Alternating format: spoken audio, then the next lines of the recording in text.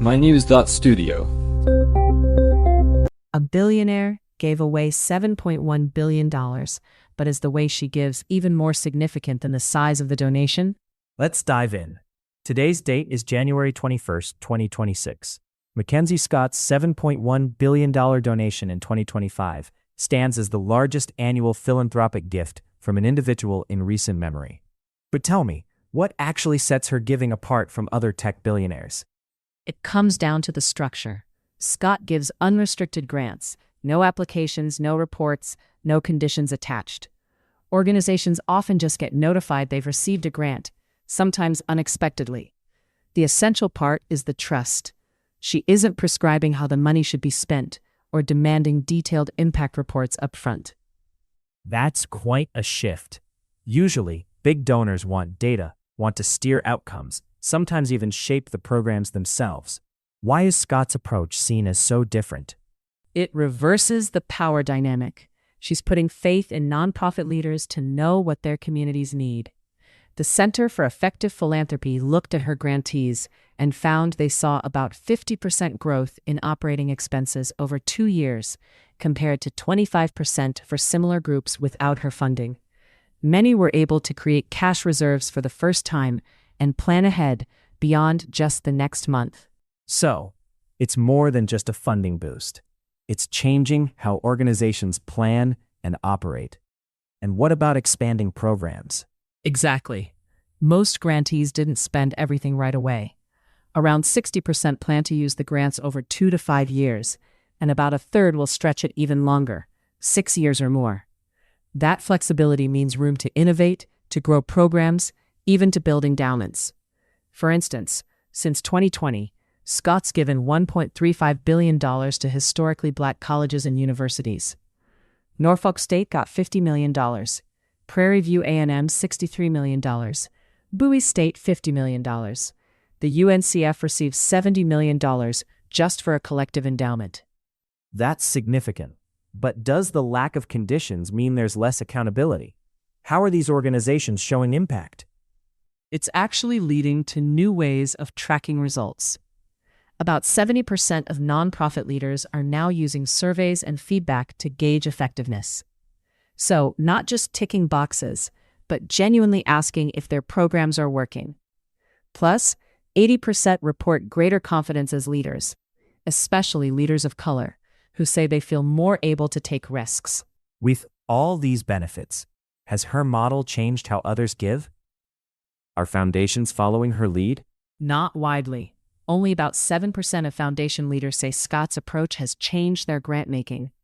Most still worry about what they call a funding cliff, the risk that nonprofits can't maintain programs after one big gift. But data shows these groups are planning for the long term, diversifying their funding and building reserves.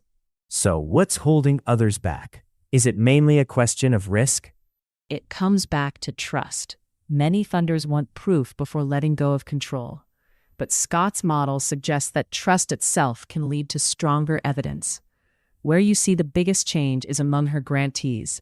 Over half say fundraising has become easier, and about 40% are now asking for larger, more flexible grants from other sources.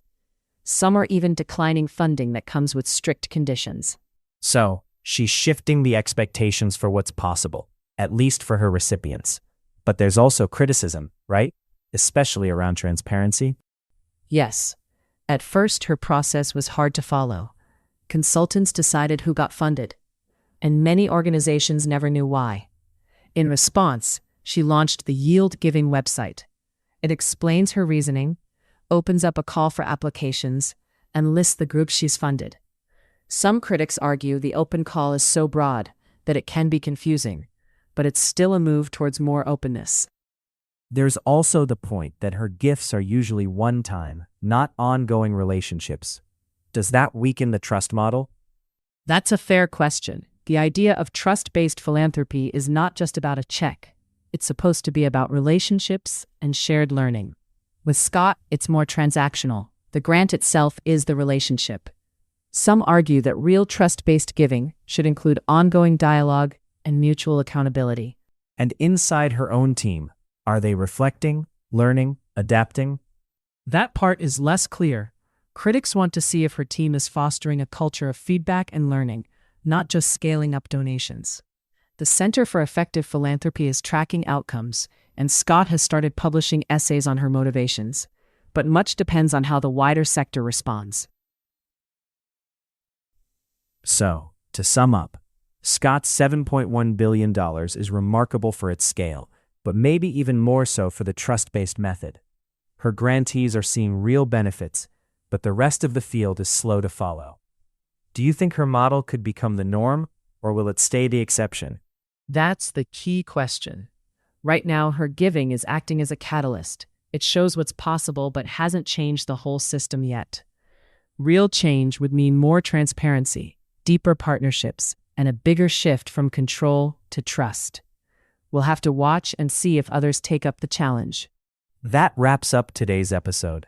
We've looked at how a single donor's approach is challenging the norms, but the conversation about trust, transparency, and impact is still ongoing. Thanks for joining us. The way we give can really shape our world. Thank you for listening. This episode was produced by mynews.studio. You can try it now for free.